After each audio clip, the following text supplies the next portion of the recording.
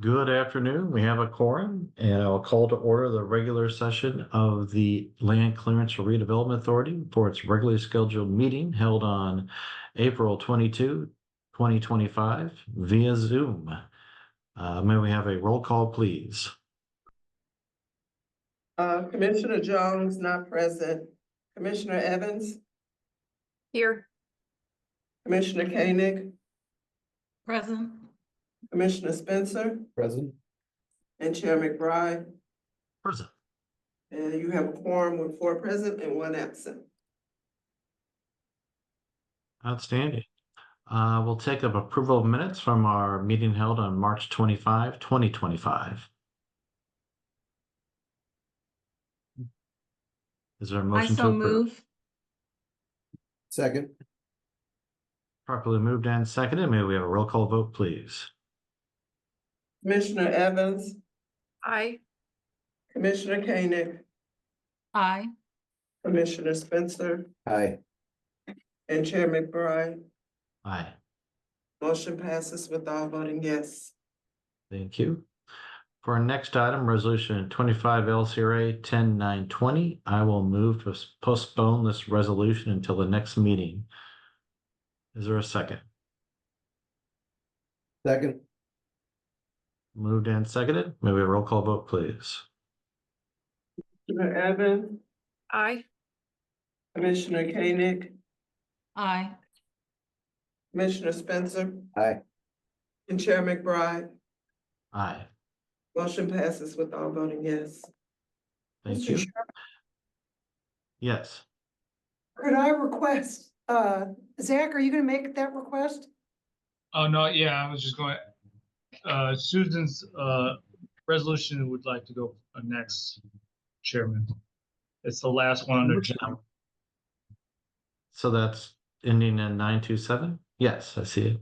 Yeah, the chair has no issue with that. We will take up Resolution 25 LCRA 10927 relating to lease negotiations for fleeting adjacent to the River City Business Park. Susan? Good afternoon, everyone. I direct the city's Port Authority, and we worked with LCRA to establish a mooring lease at the foot of the Carondelet Coke property that was Green Streets. And so we've put that resolution, we put an RFP together. We came before you asking for permission to issue that RFP. We've done that. And so now we're asking your authorization to enter into lease negotiations.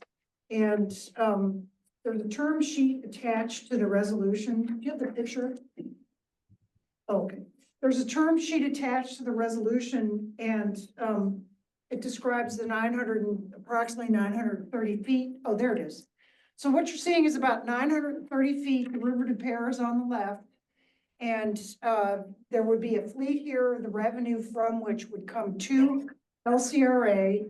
And we're proposing a term sheet amount of dollars a year for year one, and there would be a 3% escalator. There is a typo in the resolution itself. So the third paragraph in background says a 10-year initial term followed by 3 5-year mutually agreeable.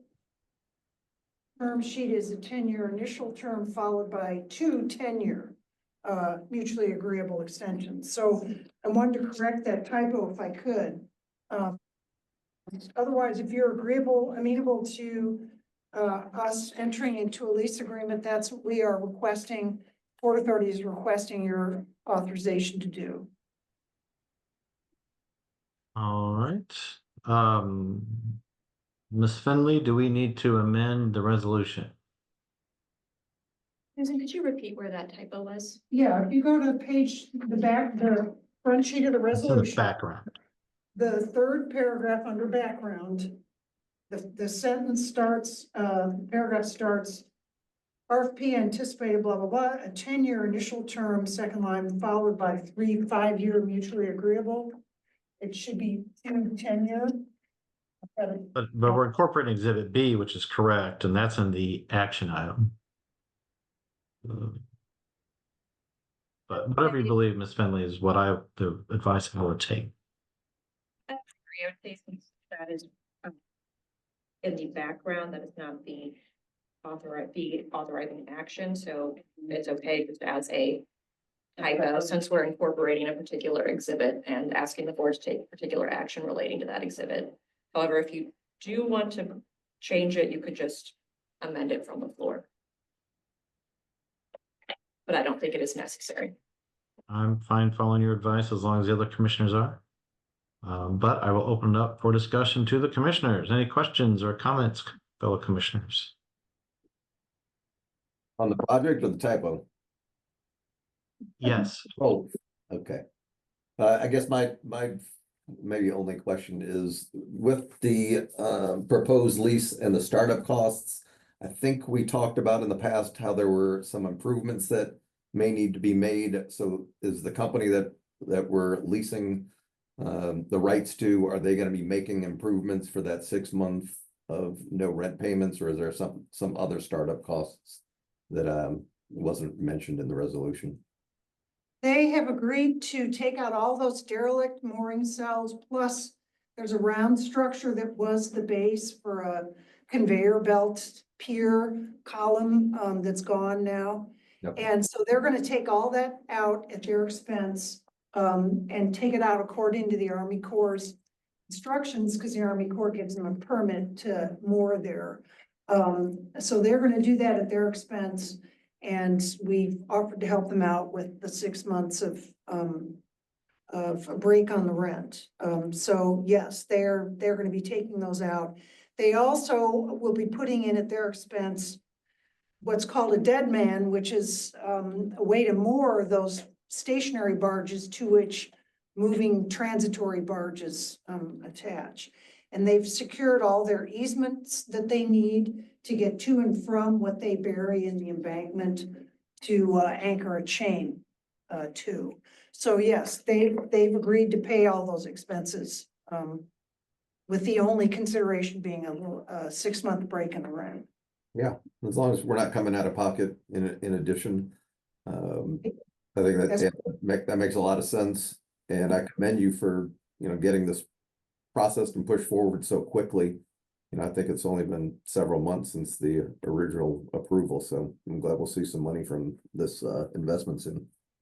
Thank you. Yeah, this is also a higher linear foot rate than most of the other all the other Port Authority leases. So we hope to make LCRA make them whole. Yeah, thank you. Any other questions or concerns from the commissioners? Hearing none, I'd entertain a motion to approve resolution 25 LCRA 10-927. So moved, request for previous roll. I second. Been properly moved with a request for previous roll. The chair notes that Commissioner Spencer must indeed have reviewed the Roberts rules. Commend him on that. Is there any objection to the use of previous roll? Hearing none, the motion passes and the resolution is approved. Any other resolutions that we'll take up out of order, staff? No, just Susan's, so. Okay. Then looks like we will go back up to resolution 25 LCRA 10-921 relating to the Baden School Apartments. Zach, are you going to walk us through that one? Yes, sir. Thank you so much. This resolution designates Baden School Apartments LP as a redevelopment of a certain property located in the 11,000 block of Veronica Avenue redevelopment area. This board passed a redevelopment plan back in May 28, 2024 to blight the site and allow for tax abatement for this vacant school. The school has been vacant since 2009 approximately. This is kind of what LCRA was established or created to do to help finance and close the gap on projects like this. We have so many institutional buildings that since the population has dropped, we have to sat long vacant, and this is just one of them. And The one in the next resolution is another one of those also. But this, the redevelopment plan allows for 10 years at 75, followed by 5 at 50. There's 50 units of LIHTC low-income housing apartments that will, once this building's rehabbed, range from 1 to 2 to 3 bedrooms. The 3 bedrooms is definitely needed. That's a count or an amount of Size. bedrooms that Yeah. is lacking in demand around here, lacking in its demand is high on those units. So the ordinance was passed in February, and ordinance 71975. We have Mark Spiderman talk over the bond piece of this resolution. We also have Jess Henry, Tom Florent, and Chris Sherman on the behalf of the developer. And also we have Andrew Knopp to go over the scorecards if you want a refresher on those. All right. Well, I'd like to take our guests first. So, Mr. Sherman, Miss Henry, and Mr. Where's Tom at? Oh, there's Mr. Florent. Between the three of you, happy to hear from all or part of that contingent. I'll give it a go, and then we can also answer any questions that folks have. Just Yeah, if you would just give us an update on where we're at, what's going on since you're last in front of us, and where it's headed. yeah, so I'm Chris Sherman. I'm Executive Director of Lutheran Development Group, and we are positioning ourselves to be getting going on this project right away. So we've been working on this project. First started planning it back as early as 2018, and now are pushing hard towards construction start. Once we have hopefully approval from you all, we are looking to do abatement on the building while we move to a full financial close here shortly. As was mentioned before, it's 50 apartments. Most of them are low-income housing tax credit apartments. We do have a total of 5 of the 50 units, so 10% of them that are considered market rate, and but then the other 45 or 90% are subsidized using low-income housing tax credits. But yeah, the building is sorely in need of renovation, and we did purchase the building just under a year ago from St. Louis Public Schools, and are eager to get all the last pieces pulled together and start construction. Outstanding. Thank you, Chris. Any Jess or Tom have anything to add? I'm seeing head shakes. Okay. Let's see. Did anything from Mr. Sherman invite comment or questions from the commissioners? Commissioner Spencer. I just had, Go I'm ahead. sorry. Lori, Go ahead, Lori. I forgot to raise my I was hand. Not practicing. only does You he don't know have those to. rules, It's just practicing. he knows the courtesy. No The only issue. thing I was asking, I mean, it is exciting to see these buildings getting a second life. And Mr. Sherman, have you renovated buildings like this, schools like this in the past? No, we've not renovated a school like this to this scale. We have renovated a school that's slightly smaller, not for adaptive reuse as residential, but we did Holy Cross Lutheran at 3636 Texas. And we did that at the same time that we did the old church hall down there. In total, that square footage would have exceeded this square footage that was spread over 2 buildings, one on Texas, one on, I believe, Iowa, maybe in Ohio. I think Ohio. But separately, this is of comparable scale to other projects that we've done, low-income housing Chris, and historic could you- tax credit projects. Yes. And if you could just make sure and define the we here. I think I know, but let's just make sure that everybody's. So when I say we, I'm speaking Lutheran Development Group specifically when I say we, because we're a team of about 10 people. That said, there's a broader we, which might be good, where there has been, co-developments that we have done. And we did a co-development. So Lutheran Development Group did a co-development with RISE for Chippewa Park, which was, that was 16 buildings and 46 apartments. So a comparable project size. And then this Mhm. project is Lutheran Development Group as the developer, and RISE is functioning as a highly supportive consultant on this project. Okay. All right. And Lutheran Thank you. Development's had a long history of doing good work around the city with projects that have been supported by the LCRA. Commissioner Spencer. I want to take the opportunity to talk a little bit about CDCs and specifically LDG. And as a public meeting, I think we need to draw attention to the not-for-profits that are making these types of investments in our community, especially on the north side. And Now I'm going to stop you. And since you used two acronyms back to back, LDG being Lutheran Development Group, I want to keep giving Mr. Sherman his props here. And so we're all on the same page. Proceed. Thank you. The time it takes, and I think you might have mentioned this earlier, but when did you start on this project, Mr. Sherman? 2018. Yeah. So we're talking 7 years of dedication to making this project happen. No for-profit developer would be in a position to do that. So I commend him and his team for bringing this. I think we've seen this once before, but getting to the point where you're ready to start. So congratulations and thank you for your investments here. Thank you.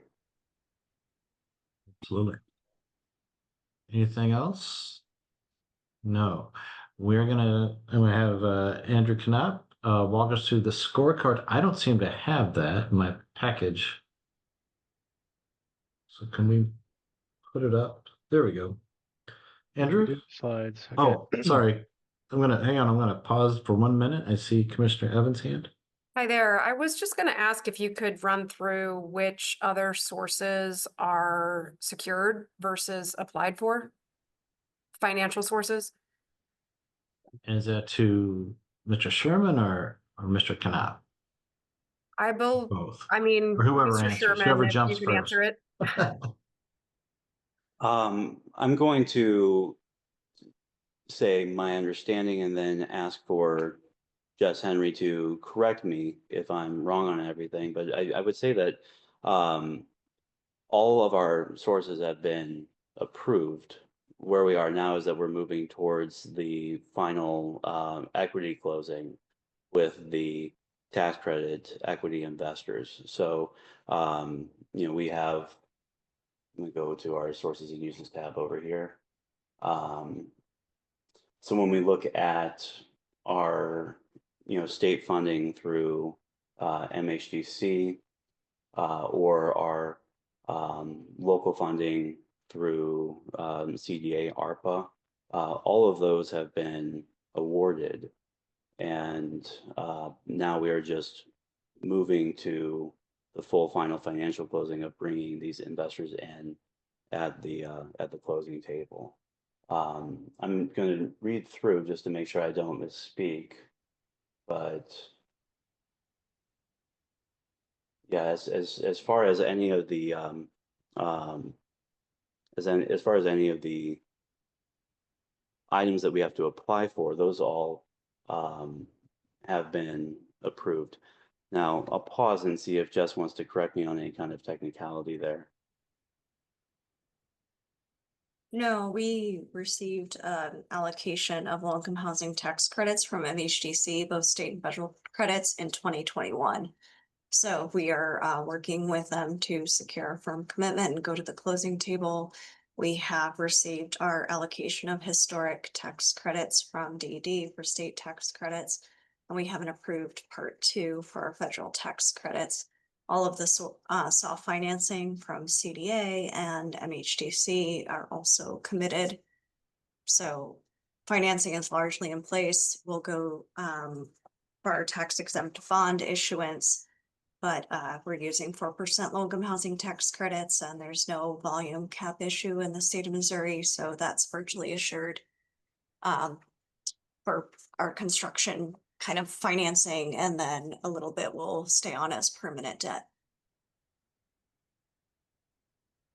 Thank you, Jess. That's very authoritative. I appreciate that. Thank you. Anything else, Commissioner Evans? No, I'm good. Thank you. Thank you. All right, Mr. Knapp. Alrighty, so community benefits scorecard, we got a total of 69. So not atypical for our affordable housing projects, but a pretty high score. So solidly in tier 3, making it eligible for a ceiling of up to 25 years. Again, as is usual with these types of projects, we'll use a time horizon of 15 years to kind of mirror when the tax credits will expire, and then potentially the project could come back and get a new abatement and start that clock at that point. So the highest point category is affordable housing. It is mixed income, varying AMI levels, but even the market rate for our purposes is affordable at below 50% AMI, so 40 points for that category. Geography, it's located in Economic Justice Index Area 3. It is very close to Economic Justice Index Area 2, so could have even more points. It's a clearly an area of need and opportunity. We're renovating a vacant school building that's also obviously historic, so 5 points for each of those categories. The $22 million investment gets it 4 points. It's near a bus stop, 3 points for that, and various sources of other outside funding and subsidy, the tax credits and the CDA home funds and the like. So 2 points for that. All in all, obviously a good project, providing affordable units, good developers, keeping the school or bringing the school back to productive use and kind of keeping it as something of a community asset. So I think there's a lot of positives. If there's questions about this scorecard, I can answer those now. Otherwise, we can do the fiscal analysis. Any questions for Andrew on the community benefit scorecard? Oh, Commissioner Sorry. Evans? I can't find the Never raise hand apologize for button. questions. That's I fine. I just couldn't find the right button. I'll get there.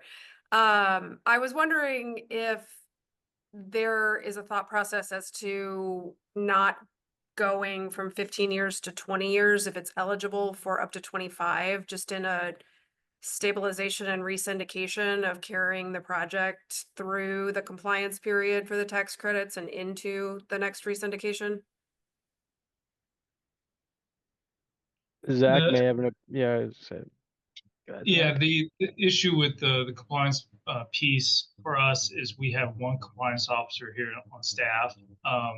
To hold that standard for longer than 15 years, that's why we kind of mirror the state, because their compliance period is 15 years, and that's why we rely on them to do most of the compliance, especially with the income levels.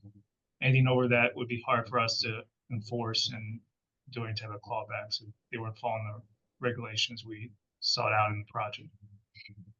And Gotcha. I think generally too, the back end of this abatement's at 50%, so it kind of gives them an opportunity to come back when they're securing potentially new credits in 15 years to get that kind of front-loaded abatement again.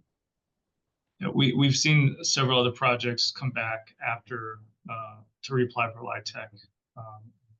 That's a pattern we're seeing, and I think we continually support because we like to support those type of projects and the affordability in throughout the city. Great, thanks. Very good. All right, let's look at our the fiscal scorecard, Andrew. Sarah, can we back up one slide? There we go. Okay. So summary of kind of the results of the fiscal analysis here. 50 units, obviously affordable. The $22 million investment here, of that nearly 19 million in hard costs. So, kind of another community benefit is the MWBE contractor contracts they'll be awarded. So 4.5 million to minority-owned firms and 2 million for women-owned firms. The return analysis here, so we're doing a 10-year unlevered return, obviously low and low compared to market averages here, but with an affordable housing project, it's, this is typical, and mostly the abatement is providing an operating expense savings over time so that they can kind of keep these properties stable. This 10 years, 75%, followed by 5 years at 50%. I think we're normally doing like a 10 years, 90% on these types of projects, so a little bit lower here. They're still, in general, this was a school building, so the base taxes here were zero, and now we do see some fiscal benefit to the city and school and the other taxing districts of a few $100,000 over the course of time. And to the developer, the net present value of is $109,000, less than 1% of their project costs. So there's not a ton of value to capture with affordable housing projects, but it does provide them some savings over time. And then Sarah, if you want to go to the dashboard, we could leave that up. And if there's obviously the chart's useful, and most of what I just communicated is summarized here. So if there's questions, I can definitely answer those. Wow, there's the chart. Very good. Do we have any questions for Andrew on the fiscal impact report? Commissioner Spencer. So just looking at this project, where it's located, and that the 75% really threw me off when I first saw it. So I appreciate the context behind it, but also I'm not sure if I completely agree with that. These projects are so expensive to manage, especially the corridors and the heating and cooling. There is not much money left over once they get to a point where they've paid all their bills. So I understand you gave it a lot of thought, but I would hope that maybe in the future we consider these at 90%. We, to be upfront and honest with you, the LCRA board did pass 10 at 90 followed by 5 at 50. The school board requested to be reduced at 10 at 75. So that's why we reached agreement with the school district, and that's why it's at that level. Appreciate the additional context, but it's not going to do anybody any good if they're not able to operate the property and it becomes, a problem in 15 or 20 years. So that's what I'm concerned with. I agree. But we, to get it passed out of board development, we had to reduce it to 10 at 75. Thank you. Commissioner Evans. What's the bedroom mix? The 1 bed, 2 bed, 3 bed? We actually might be able to go back a couple slides and lay it all out for us. Right there. Yep. So there's 1, 2, and 3, 16 one bed, 23 2 bed, 11 3 bed, and there's a mix of affordability levels amongst those as well. Thank you. Any other questions or comments for Mr. Knapp? All right. And Mr. Spackerman, I believe you have something for us on this resolution. Thank you. Yes, this resolution also includes sales tax exemption on construction materials, which is an incentive that is facilitated through an issue of revenue bonds by the LCRA. The resolution before you simply states the intent to do that bond transaction. If it's adopted, we'll come back next month with the actual final forms of bond documents.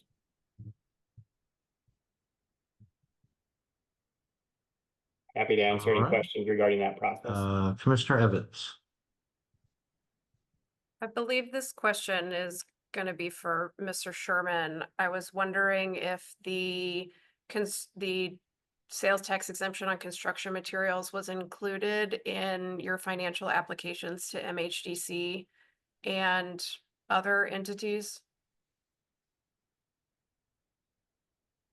I would not anticipate that it was originally part of our first applications, but as there has been significant construction cost increases over the course of trying to get this to close, that was one of the things that we then pursued to try to help us with the increased project costs.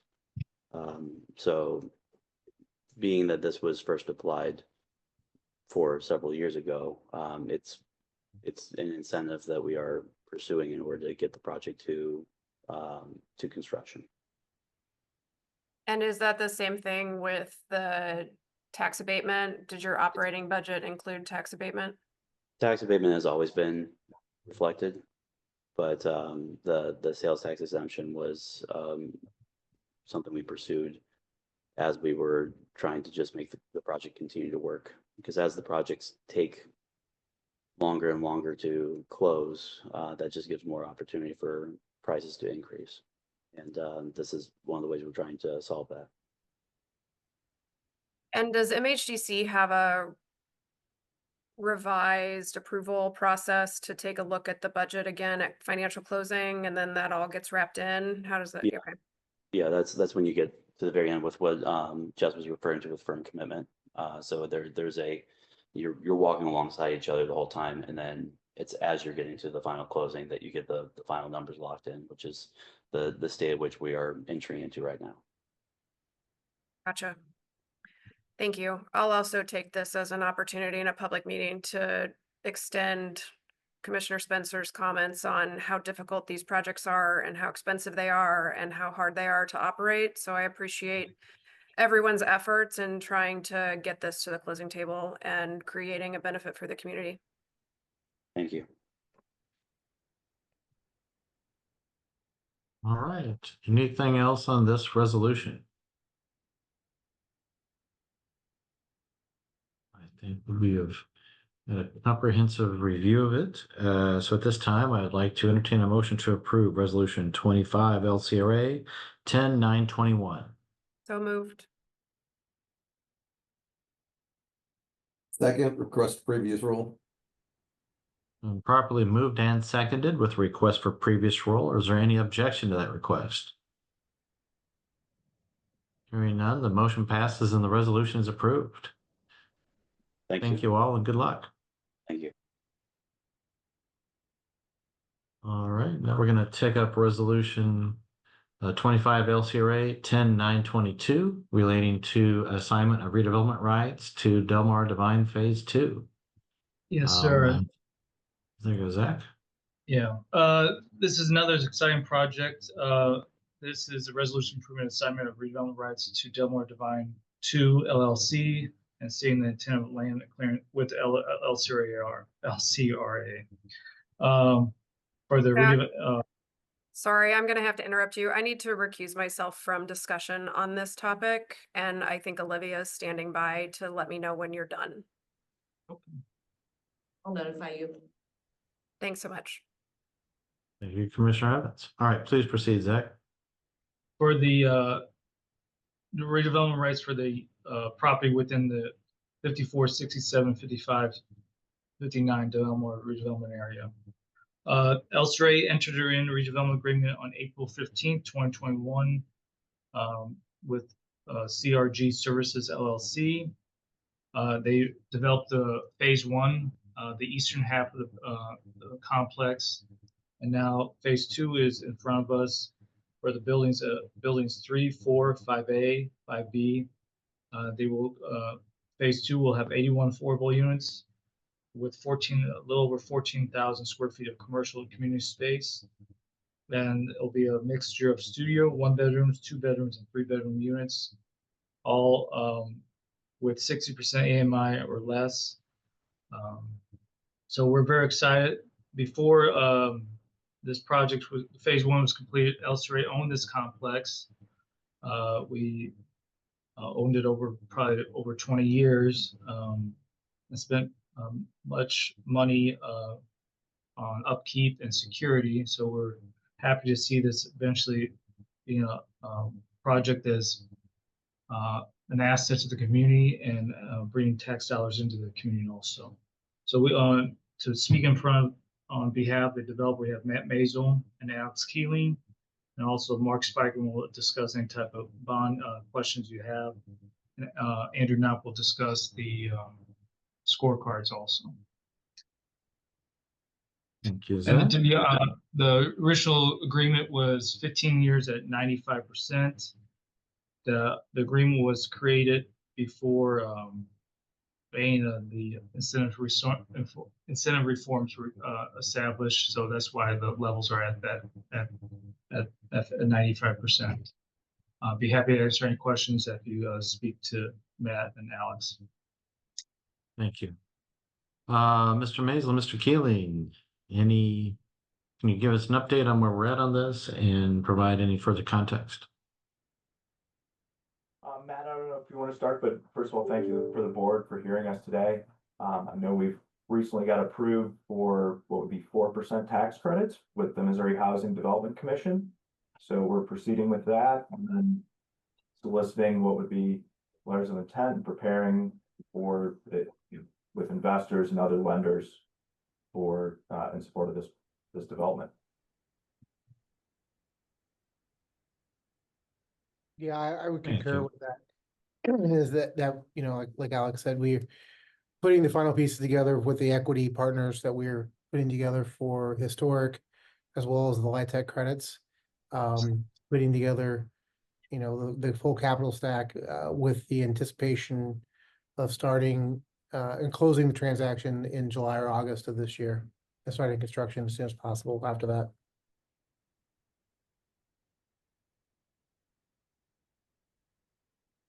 Very good. Any questions for Mr. Mazel and Mr. Keeling from the commissioners? Commissioner Spencer. I think I just need some clarity around what's really happening here. Maybe Zach, could you go back to the original that over the top view of the complex and maybe point out which buildings we're talking about here? So I didn't see it in the. Sarah, can you go back to the first slide, please? It's basically, see the white TPO roof buildings. That was phase one. Okay. Phase two is the buildings to the west. Will have the renovation occurred. Matt, you want to go a little more detail? Sure. What? Sorry. Have what? So Just like who owns it and is the person that's operating the original phase one? Are they operating phase two?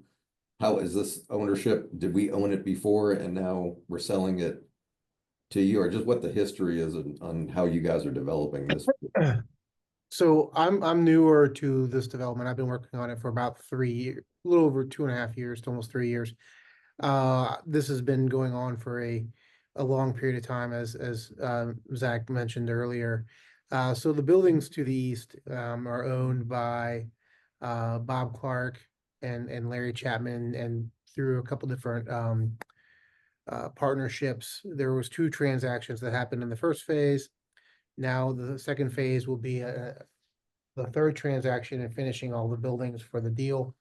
The goal for this is that we roll this into the Delmar Divine Charitable Foundation for this phase that will, and we partner with Maxine Clark to bring this phase to life and make this deal happen.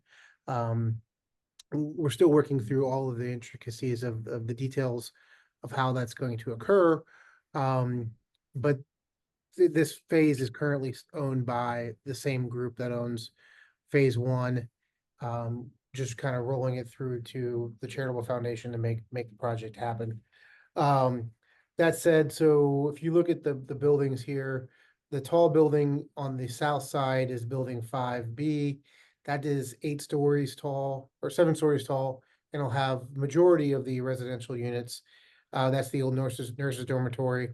And it'll have some community space and commercial area on the first floor of that building. We are looking to add a rooftop amenity to that space as well.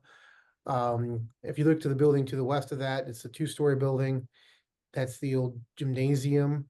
We're looking to make all the first floor community space, and partnering with a nonprofit to run some basketball leagues for underprivileged youth in the neighborhood. And then, Maxine is going to basically master lease all the community commercial area to help program that with the current success of the nonprofit side of what's going on in Del Mar Event Phase 1. The second floor of that building will be residential units. Those be the 3-bedroom apartments. And then if you look the building with the power plant or the smokestack, that's the old power plant building. Part of that building would be mothballed and the rest of that building would be made into apartments. And then the building that's to the east of that, which is kind of got the brownish roof with a couple of pieces of machinery on top of it. That will actually become an outdoor amenity area. We will take that roof off, keep the existing walls there, and we will turn that into a couple pickleball courts, some basketball, and some seating area outside with exposure to the elements there. I appreciate the additional information, and I think that answers my next question, which would be, I guess you guys are developing this for a fee, but you don't have ownership, and that there's going to be 2 additional sales, and those sales are going to go to the charitable foundation at the end, and that's where the repayment back to LCRA is going to happen. I'm not sure if that's for this conversation or if that's for a conversation later. Okay.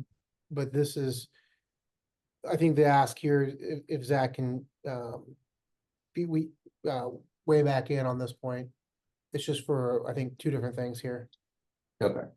So Neil has got his hand up. Yeah, I recognize President Richardson's hand. So thank you, Director McBride and Director Spencer.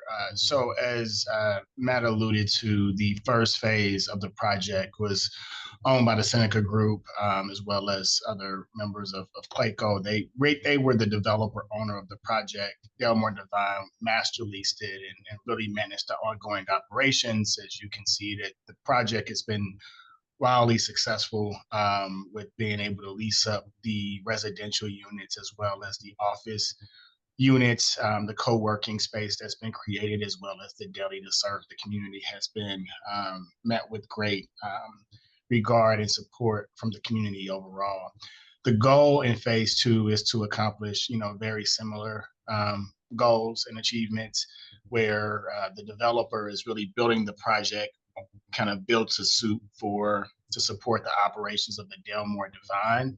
And so as we think about the benefit that's being granted to the project, is really to support the operations of the charitable foundation. But for having this support, it would create a greater burden that would have to be carried by the Del Mar Divine Charitable Foundation as the master lessor. Or lessee, I'm sorry, in this transaction, because they would have to pay higher rents to service the debt that would be paid by the developer ultimately. So it allows for the developer to have greater resources to support the offset of additional rent that would have to be carried by the tenant. In this case would be Del Mar Divine Charitable Foundation. So ultimately, that's who's benefiting from this incentive that's being offered. So that's how I will lay that out for the commissioners here as well as for the public. Again, Seneca Group, Clayco is providing the development services, but ultimately Del Mar Divine is reaping the greatest benefit from this incentive that we're offering. Thank you. Thank you. Well, could someone remind me who CRG Services is? It is a subsidiary and partner of Clayco. Okay, great. And Matt, did I speak to that? right? I'm sorry for cutting you off, sir. I believe. No, you're you- correct. Oh, you- sorry, me, I'm wrong sorry. Matt. Mr. Mazel, Mr. proceed. Mazel. Yeah, I don't know the exact structure of Clayco and CRG, but in that, it's an affiliate of Clayco would be my best way to say that.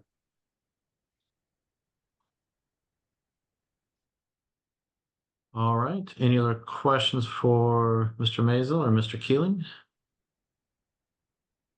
All right, then we'll take up Andrew Knapp. Would you walk us through the community benefit scorecard and the fiscal impact report, please?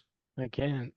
So another high scoring project, 84 points, tier 3. So, you know, as Zach mentioned, our policy tools here don't account for the history of the abatement approved for this of 15 years at 95%. I think you can do some math and say that what the ceiling is here is equivalent in terms of dollars to what ultimately would be awarded here. So start with the top. So geography, this is located in EJI1 area, so the top of our indexing. And you know, as we know, it's right on Delmar and the whole Delmar Divide. And the story behind this, it's obviously an area of high need and opportunity. So 30 points for this category. Another affordable housing project. There are different AMI levels that are going to be offered in the building, but all are affordable below 80% AMI. So that awards the project 15 points.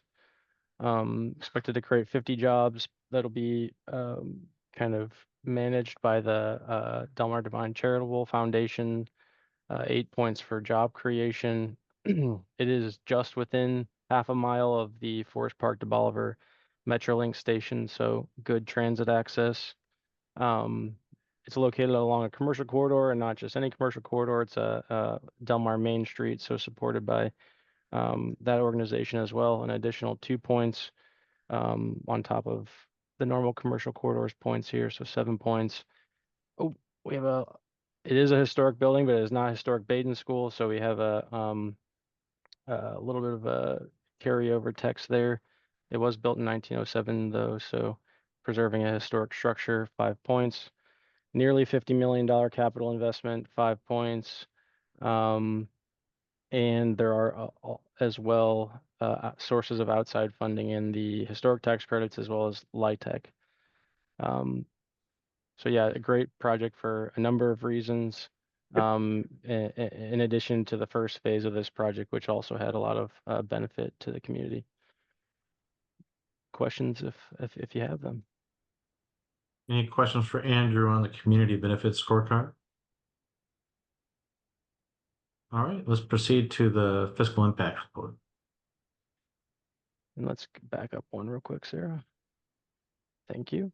Okay, so you know, mixed use project, affordable units that we've talked about, in some commercial space. So there will be a bit of income expected to be generated from the commercial space, but you know, whether or not those market rates or, you know, keeping those occupied kind of falls upon the charitable foundation, as Neil alluded to. So this abatement kind of helps them you know, remain operational.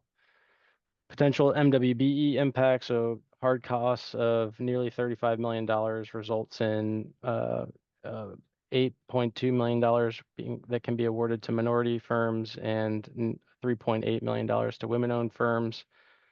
So even with the 15 years at 95%, our developer return analysis here, which again is just 10-year unlevered rate of return, with the incentive is around 6%. So that's lower than our market averages here. So it's, you know, clearly tight margins, supported by tax credits as well as our abatement, to ensure that, you know, this can remain affordable and it can be operational for the charity and leasing out those commercial spaces. Fiscal benefit to the city of $500,000 over 10 years and $1.2 million over 20 years. School district 23,000 in the 10-year window, and just over 500,000 in a 20-year window, and a little bit of additional to the other taxing districts. So ultimately the net present value of the tax abatement itself is just under $1 million, which is 1.6% of project costs. So, something, but a good benefit for a relatively small cost to the city. If there's questions about this analysis, I'll be happy to ask them. Maybe Sarah, if we could hop over to the big dashboard too to show the graph. Thank you.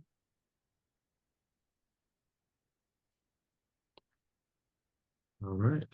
Any questions for Andrew on the financial impact report? This is a good use of a property that's need a lot of love and attention. Let's see, no other questions, and we will take this to Mr. Spiegelman.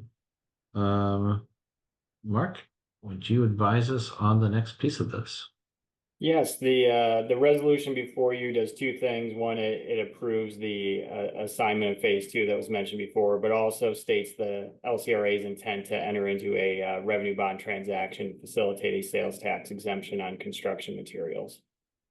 Just like the earlier project, we anticipate we'd be back next month with the final forms of those documents. Very good. Any questions for Mr. Speckerman from the commissioners on the revenue bond transaction? Thank you, Mark. Okay, anything else from the commissioners on this? Seeing none, I'd entertain a motion to approve resolution 25 LCRA 10922. I so move. Second, request previous rule. Objection to Oh, sorry, request. can't do that. Commissioner Sorry. Evans has departed, but Sorry about that. we'll do a roll call, please. Commissioner Spencer, Aye. Commissioner Koenig, Aye. Chair McBride. Aye. Motion passes with 3 voting yes and 1 recusal. Thank you. Thank you, and good luck to you, Matt and Alexander. We'll talk to you later. Thanks, appreciate it. Thanks, Matt. Right, let's bring Commissioner Evans back, and then once that occurs, take up 25 LCRA 10923.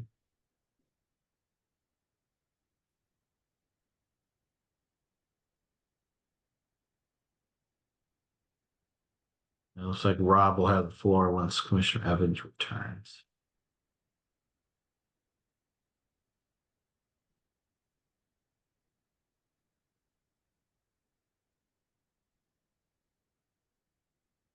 All right, looks like Lindsay's joined us. So Rob, please proceed with 10923.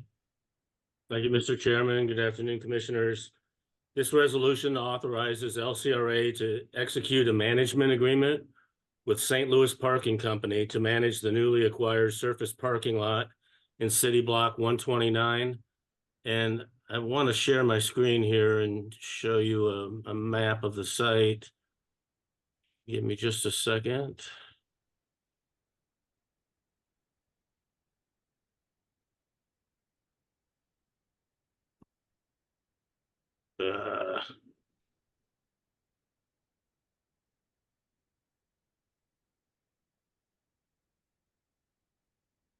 And we've enabled Rob to share a screen. Okay, good. I think I can share it, but somehow it's not finding, oops. It's not finding my screen that's open.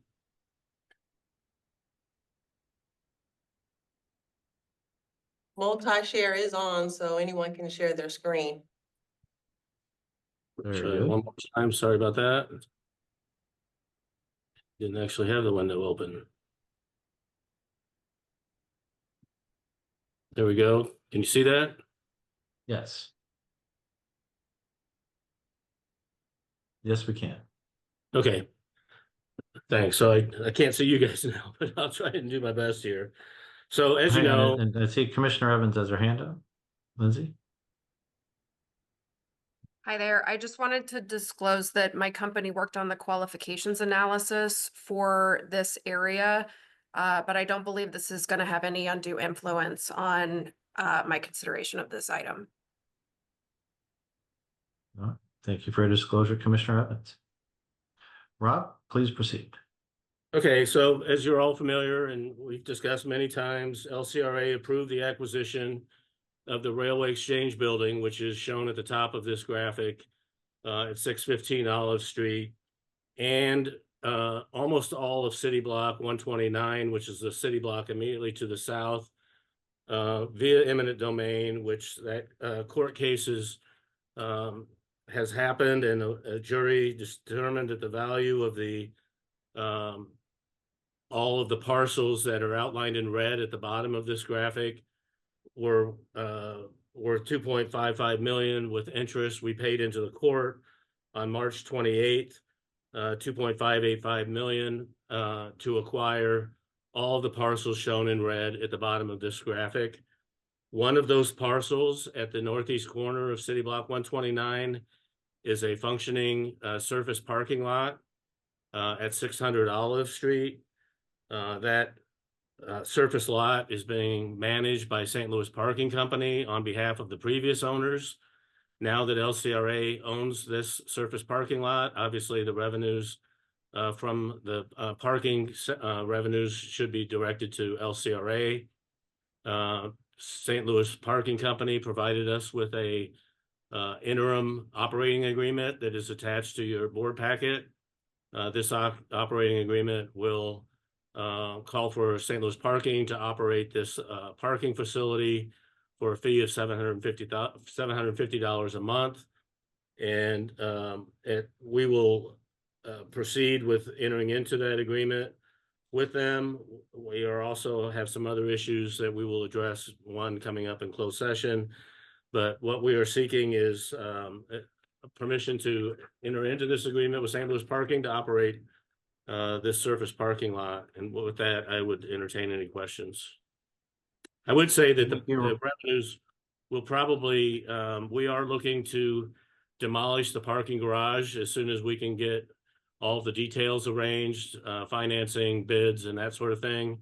So when we do start demolishing the garage, this surface parking lot will probably be taken out of commission and used for mobilization and for the equipment from the demolition company. So that's why this agreement is on a month-to-month basis. At some point, once we understand what the longer-term, short-term use of this city block is, we will be back before you after having issued an RFP for the operation of any interim parking solution that may take place on the city block. And with that, I'll take any questions. Thank you, Rob. I think that was a great overview. Any questions? All right, then let's get our parking revenue. At this time, I'd entertain a motion to approve Resolution 25 LCRA 10-923. So I moved. so move. Second. We'll count, there we go. Commissioner Koenig as a second, and may we have a roll call vote, please? Commissioner Evans, Aye. Commissioner Koenig, Aye. Commissioner Spencer, Aye. Chair McBride. Aye. Motion passes with all voting yes. Thank you. And we'll stick with Rob and take up Resolution 25 LCRA 10-924 relating to amendment to a construction contract for 400 North 6th Street. Thank you, Mr. Chairman. Again, this resolution authorizes an amendment to a contract with Western Specialty Contractors, increasing the previous cap of that repair contract from 2.85 million up to 6.9 million to complete what has been identified as high priority repairs necessary to preserve the structural integrity of the parking garage located at 400 North 6th. It further authorizes an increase in the engineering contract, which does include material testing for the materials that go into the construction. That engineering contract is with CDG engineers, who will design the improvements that are necessary for those high priority repair areas. The cap for the engineering services will be increased to $700,500. We have on this call, I believe, Tim, Tyler, and Joseph. Tim and Tyler are with CDG engineers who can answer any of the engineering related questions that I likely won't be able to answer. And then Joseph is actually a representative of Western Waterproofing or Western Specialty Contractors, who is doing the construction work. But basically, just to give you a little bit of context in the background, we have been looking at this garage now for over 3 years. As you know, we had a report that was commissioned, and that report identified a minimum of $13 million of necessary repairs that needed to be undertaken to extend the life of the garage. Because of the complexity of that report, we went out and commissioned CDG engineers to help us evaluate what that report stated, and also provide their own independent evaluation of the structure of the garage. And they identified some repair options that were significantly more cost effective than just providing beams and columns to shore up the structure, which in of itself sometimes can have some challenges from a load bearing capacity issue. So along the way, they have continued to do testing in additional areas of this garage, and have found other areas that were in need of repair. So this, as you may remember, when we first started, we told you that this would be evolutionary and that we anticipated being back as additional areas of the garage. Structural conditions were identified that needed to be repaired. With this increase, we are also looking at the panels that are basically bolted to the exterior of the garage, the facade, and a number of those are in danger of falling. So we have asked CDG engineers to prepare drawings and describe the methods that are needed to repair those facade panels. And so this resolution, basically, we hope will get us clear through all of the highest priority areas, not only within the structure itself, but on the facade. There may be other areas that are encountered, but we do have a contingency in the construction aspect of this new cap on the contract of about $800,000, which includes contingency plus factors for inflation, which has been really rampant in the construction industry over the past several years, as many of you know. So we think that this will be the last resolution to get us through the highest of priority areas. Hopefully Tim and Tyler can confirm that, but these are the ones that we've identified at this time. And with that, if you have any other questions about what the math is, I'd be happy to answer those. But Tyler or Tim, I don't know if you can turn your cameras on, but any questions that we have of the engineering firm, one of them can answer that. And then Joe is on for Western, which is the contractor doing the work. Thank you, Rob. Tim, Tyler, could you just kind of give us an update of where we have come from since your last meeting with us? And also I'm going to ask you where we're headed, just so you know. But tell us where we've come, how far we've come along. Yeah, and I'll be happy to speak to that. So since our last meeting, CDG has, in addition to continuing to provide oversight for the ongoing construction, which is, I believe, due to wrap up next month, with items that had previously been approved. We also performed a condition review of the remaining portions of the structure. We identified areas that are of high priority for repair, which is in this group of work. We identified some other areas that longer term may need some attention, looking out 3, 5, 7 years, that kind of time frame. Knowing that things don't get better with age typically in these environments. But as Rob mentioned, this would address the items that were identified that are needed to preserve the structural integrity of the garage, both on the interior and with respect to those exterior facade panels. And Tim, what is the group of work? If you could just put that wrapped up for this extension, and then just for folks, just to provide background, I don't know, whatever's easiest for you, if you could just kind of tell us what we've done and then what this extension relates to. Yeah, and so when we started out with this project, there were, I guess, what we'll call 7 areas. So this parking structure is a 7-story structure, and on each floor, there are essentially 10 areas per floor. So there are 5 bays that are cut in half by a north-south expansion joint. So we're counting each of those bays as 2 parts, 10 per floor going up for those 6 supported floors. The initial work covered the 7 highest priority, worst condition slab areas that were scattered on various floors within that parking structure. As that work evolved, we found some additional areas that have been incorporated. So I think now we are up to maybe 13 or so of the 60 areas that will have been fully repaired.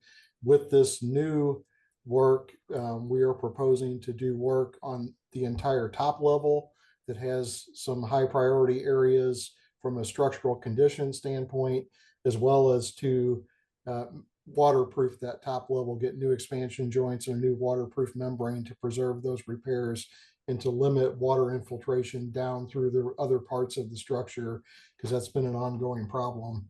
And then the exposed areas of some ramps that lead up to level 7 from level 6. So those areas, I think, would constitute another 11 or 12 additional areas within this overall parking structure. The math gets a little bit inconsistent because some of those areas on the top aren't full areas. So there's actually more than that, but I think it's the equivalent of about 11 or 12 additional areas that will be picked up on that top level and the exposed ramps leaning from that top level.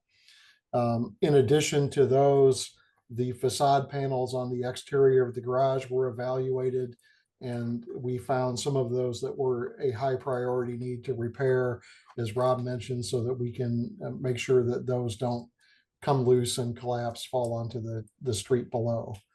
So that's essentially what this work would encapsulate, is those repairs on that top level now, and then the facade panels scattered throughout some other portions of the structure. Thank you. And then with this, this, as Rob had indicated, is expected to take us through the high priority, and then we have other priority matters that may need to be addressed. Is that correct? Yes, on a longer time frame. So we broke things into 3 different priorities in the reports that we provided to LCRA, with a recommendation that the priority 1 repairs, which is this work, be performed within the next 1 to 2 years. And I think we're looking at about an 18-month construction implementation time for these repairs. Other work out beyond that, we were recommending, I think, 3 to 5 and 5 to 7 years. But sometimes things deteriorate more quickly, sometimes they don't. So those are things that down the road, there may be the need to go back in and relook at some of those areas to say when it's appropriate time to take additional repair measures, but probably nothing sooner than that 3-year time frame is what we're thinking. Okay. All right. Any questions for Mr. Nugent from the commissioners? Commissioner Spencer? First saw these numbers, my eyes popped out of my head. It's just a really significant increase on the original proposal. Obviously, this is the 3rd increase. Tim, could you give us just some background on whether or not this was the plan from the beginning? You know, I do a lot of construction, but not, you know, on parking structures. You know, like, why wasn't this identified earlier? Or maybe you did identify some things and then pushed it forward to the, you know, to do it later. And then, you know, we talked about this the last time, but I think to Matt's point, we don't want to keep coming back to this. Like, you're already mobilized on the site. I think we probably want to get as much done as we need to get done one time. This structure has 1,500 parking spaces, and it's servicing one of our biggest and best tenants in the city. So we want to make sure that we keep them happy as well. So maybe you could give us a little just more background on, why this scope and the further investigations have cost so much more money than when we started. Sure. So, when we originally got involved with this project, we kind of took over from some work that another consulting firm had initiated. And that's where those initial areas that were constructed and are I guess we've added a little bit to it from that initial, based on some things that have been identified during our condition evaluation that were really high priority.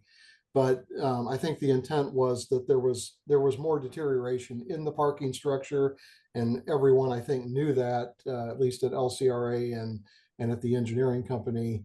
But some things needed to be addressed sooner, and some could wait longer based on their relative condition. And also with respect to the good tenant that's in there, to try to sequence the work so that we only impact a certain number of parking spaces out of service at a time. So we worked through the first construction that's wrapping up to stay within tolerances that were communicated to Stiefel and agreed upon. And this next phase of the work, if it's approved, would follow those same constraints. We do have monthly calls with Stiefel leadership to keep them informed of the project, and I think they've been pretty happy with what's happened so far. They also, visually see things that they've asked about, are you guys going to come back and fix this? So there are areas that, beyond these repairs may still look like they need things. They're just not high priority bad enough that they need to be fixed now. So we've got some time until those may get to the point where they also need to be addressed from a structural capacity or safety standpoint. But I think our comprehensive condition evaluation that we recently completed for LCRA helps put a timetable on what those things look like. And I guess this is a question for Rob, or do we have the funding to do this proposed resolution plus anything in addition now? Is that something we want to think about? So Charlie's on the line. He can comment on the funding sources. I know that we have a reserve account that we've been paying for these repairs so far out of, and then we will have additional parking revenue during the construction of these improvements that will increase what that amount available to us is. But Charlie, do you want to speak to that? Yeah, you summarized it pretty well, Rob. We're trying to do all this without borrowing any money, which I think if the repairs are spread out over, assuming this work is done and then we want to do some smaller items, I don't think we'll have anything comparable to this repair. The reserves of the garage stay in the garage for this type of purpose. And we have accumulated enough to do this work. And as Rob said, with the agreement we have with the tenant, they will continue to lease 85% of the garage and pay us as we go and proceed to do this work. Fortunately, this work is concentrated close to the top, which isn't really being used a whole lot. Mm-hmm. So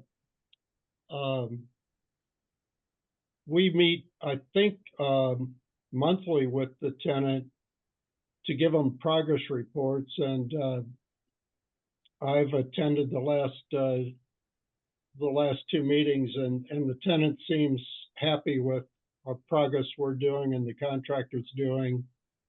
And CDG leads those discussions. So, yeah, I felt the same way you did, Commissioner Spencer, but it is what it is, and it's still smaller than what we were facing when we looked at multiple ways to solve our problem here. And I think we're taking the correct course. Thanks for the background and, doing some quick math, if we're 8 million into it and we have 1,500 spaces, that's $5,000 or $6,000 a space. And we know just creating new spaces are 25 to 50 grand now. So I can kind of justify it that way. I love the fact that they're already on site.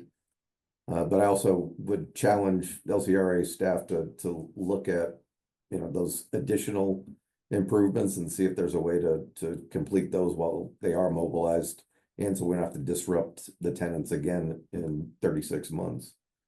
But thank you. Appreciate all the context around this. Thank you. Commissioner Candy, did you have a question or comment? No, that it was well addressed with these last couple comments. I was just curious about, how much disruption this was, if it caused any tenant vacancies and, was affecting our ability to produce income. But, Rob, Charlie, and Tim all seem to satisfy those questions. So I'm good. Thank you. Commissioner Evans.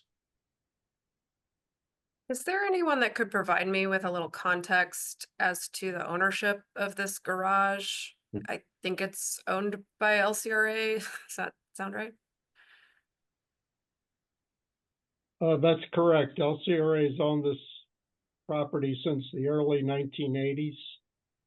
Built the garage to service the St. Louis Center Mall that was developed in the 80s. And then that migrated into a different development. It also served the office building to the north. And when we built the garage, we built it with tax-exempt bonds. And since we got almost a single user now, we had to switch to private financing. But our rate for the longest time was just above 4%. And our balance on that loan is about $5.5 million. So that's the original financing, not the repairs.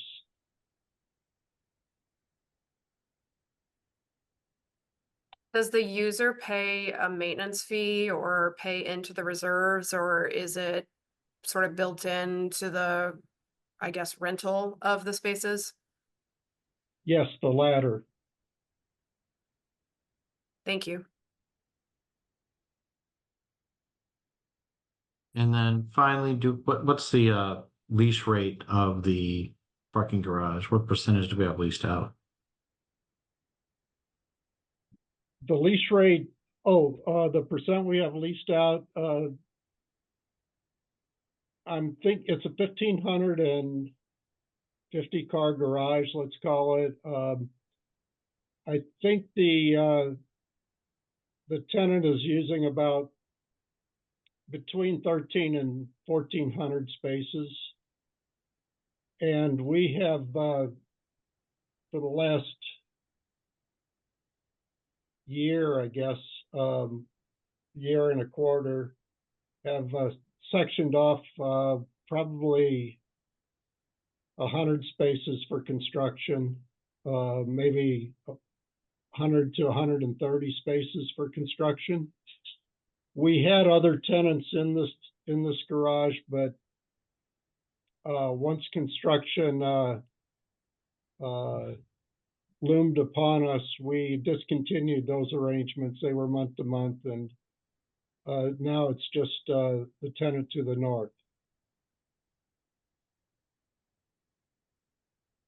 Thank you, Charlie. All right.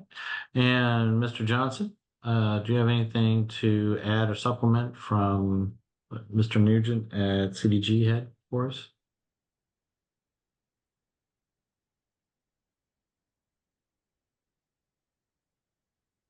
Joe? I do not. One more time? I do not. Oh, yeah, thank you. Very good. Well, Anything else from the commissioners at this time?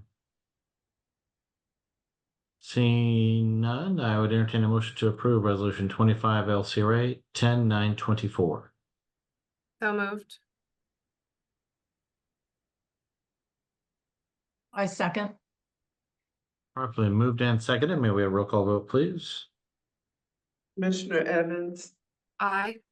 Commissioner Koenig, Aye. Commissioner Spencer, Aye. and Chair McBride. Aye. Motion passes with all voting yes. Thank you very much. Let's take up resolution 25 LCRA 10-925 relating to competitive bid for construction services at 3940 Dr. Martin Luther King Drive. Martin Luther King. Oh, I was looking for Junior, but it says Drive. Junior Drive. There you go. Peter Phillips. Peter Phillips. Good afternoon. Thank you. So as stated, this resolution is seeking authorization to solicit for competitive bid for construction services at the Monarch on MLK at 3940. It's Dr. Martin Luther King Drive. So last meeting we had this resolution is serving as kind of two purposes. One, actually giving you the update of where we're at. We've purchased the property in October of 23. We engaged an architect and their sub-consultant engineers to help us design the actual build out for this space that we plan on turning into a workforce development hub and leasable manufacturing space for the home of multiple, city services and, the LRA maintenance crew as well.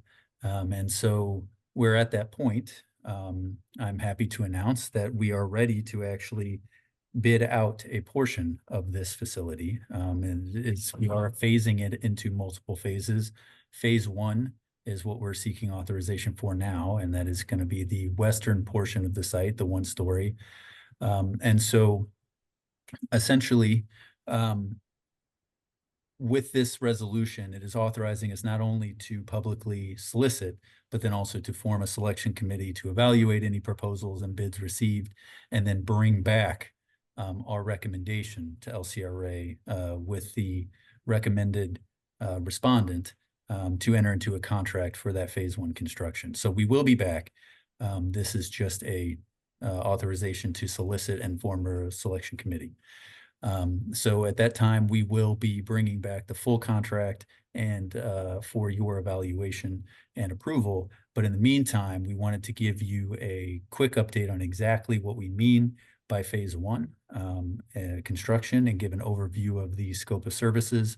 We're not going to go over the entirety of the bid documents, the drawings, et cetera. They're fairly extensive, and it's going to be available when we actually do post it publicly. But for this, I know that I have introduced a lot of resolutions and updates in the past related to this project, but I do want to make sure and introduce Tim Mulligan, who is the hired staff member for the construction management portion of this. So he's going to be the one who's actually managing the construction and the contract related to this resolution. So I'm going to go ahead and pass off this. We have a small presentation here. I'm going to pass it off to Tim Mulligan for him to introduce himself and to go over this presentation, and then we will open it up for any questions you may have. Good afternoon. Please proceed, Mr. Mulligan. Thank you. All right, let me do the screen share.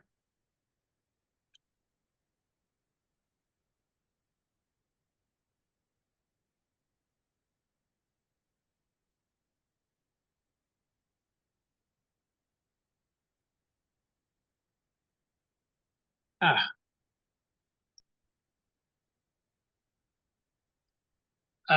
Are you seeing? There we go. Looks like you're sharing. Okay. So this is just a cover sheet as well as a photograph of the main building. That's the 3-story building. These are some of the key goals that we had set for the architect, as well as what we had identified for the purpose of the Monarch and its purpose, in its entirety. Next was just differentiating, as Peter described. We'll be working with the one-story buildings, which are the buildings to the west. The three-story building is within the phase 2, portion of work. And there's this simple aerial photograph showing, the main campus, and then surrounded with a lot of vacant, ground. Design-wise, we had finished working on a condition assessment, and we're probably 2/3 of the way through the site planning and the construction document portion of phase 1. Phase 2 is a little bit less, since we're still refining who will be the tenants, and then the overall scope of work for that 3-story building. Oops. And again, this is the west part of the campus, and these are the 1-story buildings. And this would be a rendering, of the northwest corner, of one of the older buildings, just showing some new windows, and the existing brick would be painted to unify, the range of colors with brick and siding materials that exist. This would be sort of in the center parking lot of the complex, again showing siding, on the brick building to the right, and then new siding on the existing metal building, that's in the center of the site. And then this would be east of that metal building. And this is the other older brick building that we are working on in this phase. This one is actually going to be utilized by the LRA crew. And this is sort of our, phased, schedule, kind of showing where we are in the overall scheme, of work. And we are looking to receive the final drawings, the bid drawings, towards the end of this week or by Monday. And at that point, we would like to be able to share this with general contractors for bidding. To add a little bit more detail to that, so because we only provided just a couple of renderings here. For these buildings, there's going to be a decent amount of interior and exterior work, a whole lot of interior work. Essentially, it's going to be gutting all of the mechanical, electrical, plumbing systems and redoing them with new lines, et cetera, and then modernizing some of the facilities inside and constructing, new bathrooms and other office and lobby and reception spaces, for and redoing the entrances and some of the exterior that Tim showed you, with updating some, actually putting in some windows and other openings. But some of it, I would say, like some of that is aesthetic. We're trying to freshen up and revamp this, facility to make it look a little bit more modern. But there was there's a good section of this facility that is out of code. And so, there's going to need to also be a lot of work done structurally in order to bring it up to code, in terms of, entrances and exits, sprinkling systems, et cetera. So we're doing, that is all part of the scope. We're refreshing the parking lots, adding some landscaping, some greenery, et cetera. And then in a lot of the areas, we're going to be trying to, you know, repair some roofing. Other areas, there needs to be total replacement of the roofing, et cetera. It's very specific to the different areas of the facilities of whether it's full replacement or if it's just repair. But all of it's going to get, you know, a refresh and be revamped and hopefully look a lot better from the vantage point of MLK. And the other part that I was going to mention, which again is, you know, Tim's point, is we are seeking authorization to put this out to bid soon. And the idea would be that we're going to have it out to bid for, you know, probably 30 days plus, and we would likely, after evaluation, and we would likely be back before this board, or the plan would be in June for the approval of whoever would be recommended for this actual construction service. So I'll go ahead and open it up for any questions that you may have. Thank you, Peter. Any questions from the commissioners? Commissioner Koenig. Yeah, I think my question is, and you may have touched on it because it was a good background you provided, but is what the bid you're asking for approval for now for the exterior and not necessarily the interior build? Is it the exterior, you know, kind of repair and cohesive viewing, or is there interior in being requested as well? Yes, so this would pretty much, at the end of the contractor's work, we would be able to secure, you know, occupancy. And so it would be set up, the LRA, you know, space would have a little bit more range of stuff going on the inside, you know, but then with regard to the, you know, the L-shaped, you know, portion that will be able to be occupied by a tenant, we are replacing, you know, the electrical, the mechanical, plumbing systems, fire sprinkler, you know, so it would be occupiable.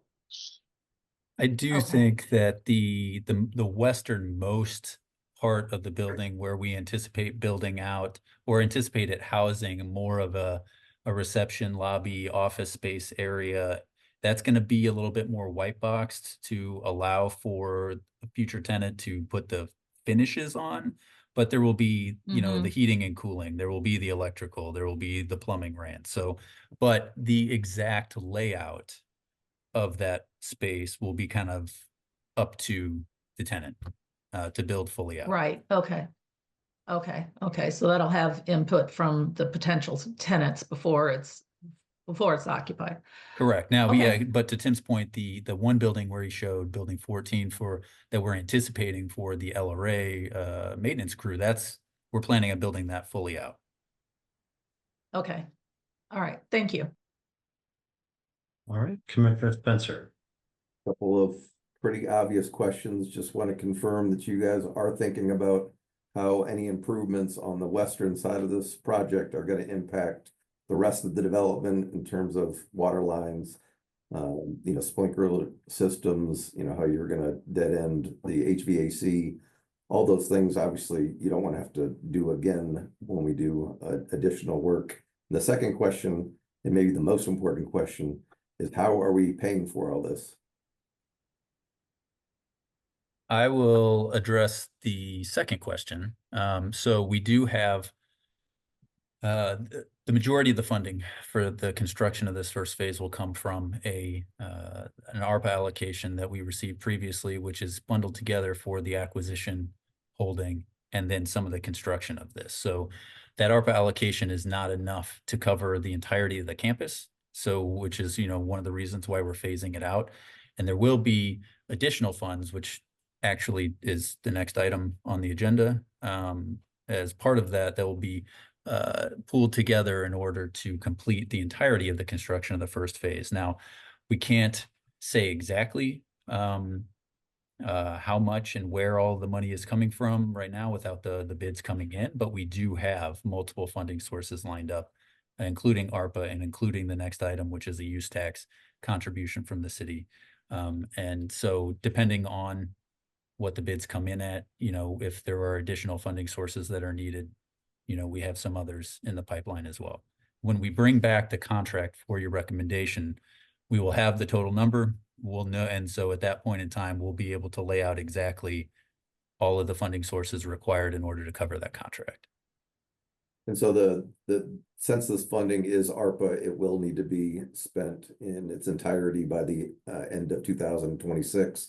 And that's also why you're planning on doing just the phase one, because that's what we can get done in that time period. Correct. That is definitely a consideration. We want to make sure that, we don't wait too long to get something started, because we are in the conceptual design phase for the main building, but we want to get started on something. We do have some interest in terms of a prospective tenant for that manufacturing space, as well as getting the LRA crew situated as well. Like, we do have some urgency around those things to try to get started as soon as possible. It's an exciting project, but 150,000 square feet's a lot, and we got to think, what are the next phases in that? And maybe President Richardson wants to talk about that, but if we get this started, we want to finish it. So, thank you, Sean. Can I We answer recognize the President first part Richardson. of? I think there's a lot of conversation at once.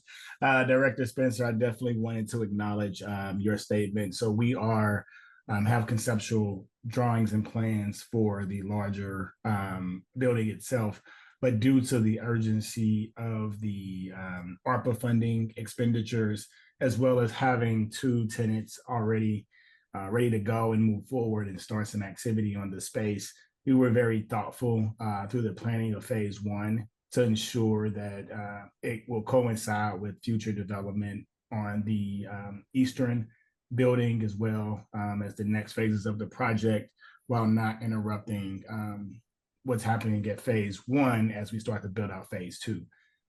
So we've been very thoughtful and strategic around ensuring we have the resources to do phase one, start to do the conceptual drawings and the build out for phase two, as we continue to attract more resources to support phase two and the overall support of wraparound services for the manufacturing and LRA spaces. Thanks. Very good. Any other questions? Well, I do think that we didn't really address Commissioner Spencer's first part of his questions, in a whole lot of detail. So I think Tim had a couple comments, but so I'll pass it off to him and I'll fill any additional details as necessary. Okay. Thank you, Peter. So we had taken in, I guess, the repetitive, systems that do currently exist and which can be reused and which are past their useful life. So like the fire sprinkler system is well past its useful life, and there isn't full coverage in these buildings. Mm-hmm. So the one-story buildings essentially will be refed mostly. The electric system can be reused. There's 2 electric meters in this part of the building. Those are able to be reused. But there will be a new water service, new gas service, and those will be segregated so that the tenants, respectively, will pay for those utilities and the electric on their own.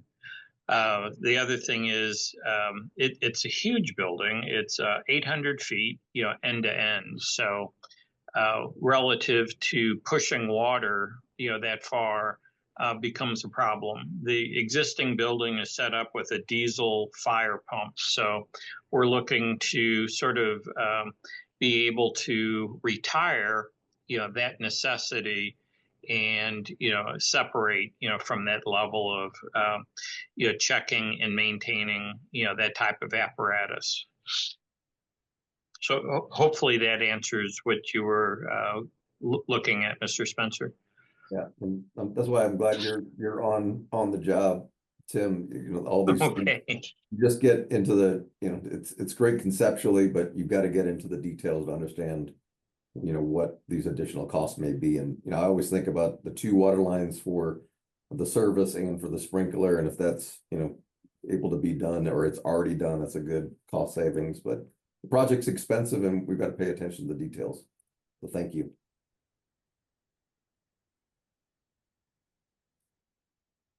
Very good. If there's nothing else, then at this time I'd entertain a motion to approve resolution 25 LCRA 10-925. So moved.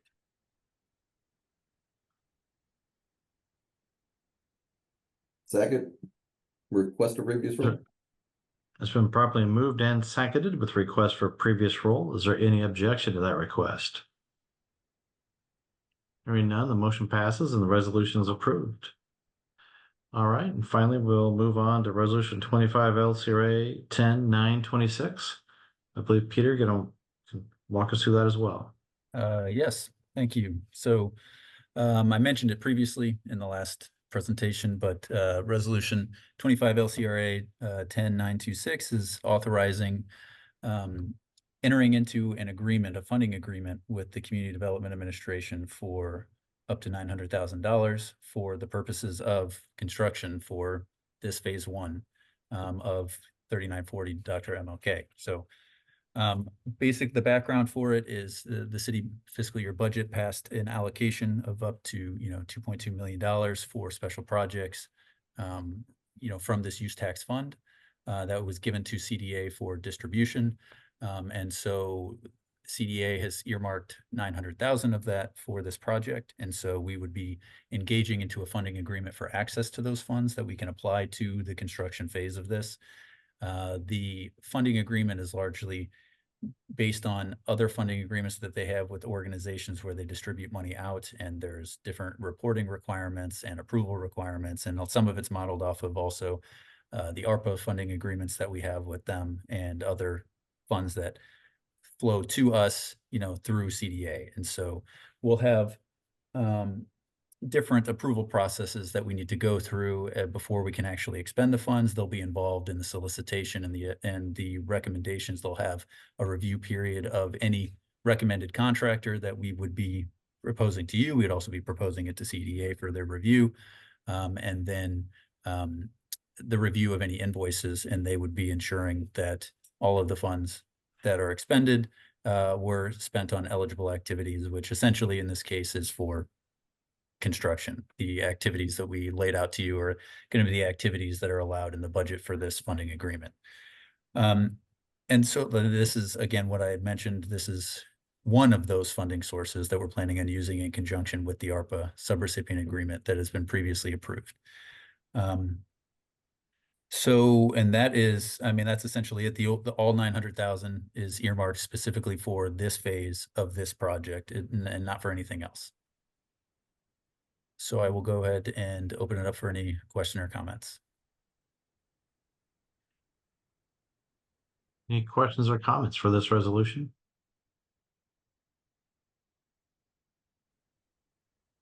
All right, hearing none, thank you, Peter. And then at this time, I would entertain a motion to approve resolution 25 LCRA 10-926.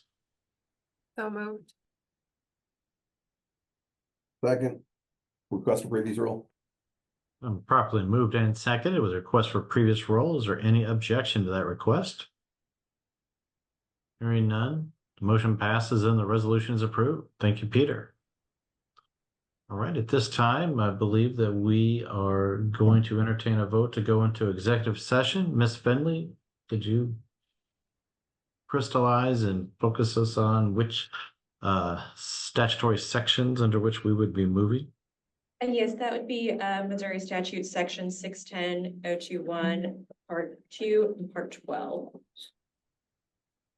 And make such a motion. Is there a second? Second. Properly moved and seconded. May we have a roll call vote, please? Commissioner Evans, Aye. Commissioner Koenig, Aye. Commissioner Spencer, Aye. and Chair McBride. Aye. Motion passes without voting yes. Very good. Then we'll go into executive session.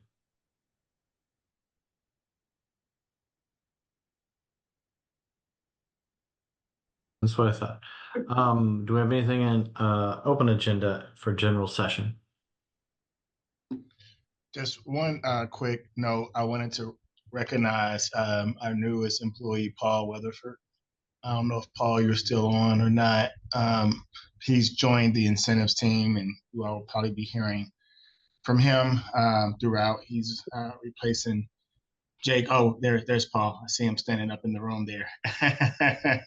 Oh, he moved. He moved on us. Yeah, he moved on us. So you'll all be seeing him PGAV thanks to Lindsay Stowe, Jake. So, we have a great replacement for Jake. And that's Paul's position. And so we're excited to have Paul joining the SLDC team and bringing some strong expertise and background around incentives and economic development activity. Outstanding. Well, welcome, Paul. Welcome. Well, happy to have you. Call anytime. We'd like to. No, don't call. Don't call. Well, not for that reason, but No, we like to make sure that we can make the transition as easy as possible. Sorry. There you go. There you go. All right. Thank you, Lindsay. Well, if there's nothing else. Again, welcome, Paul. If there's nothing else on open agenda, then I would entertain a motion to adjourn. So moved. Second. Moved and seconded. We've concluded our agenda. We are adjourned. Thank you Thank you all. so much. Take care. Thank you. all. Bye. Bye.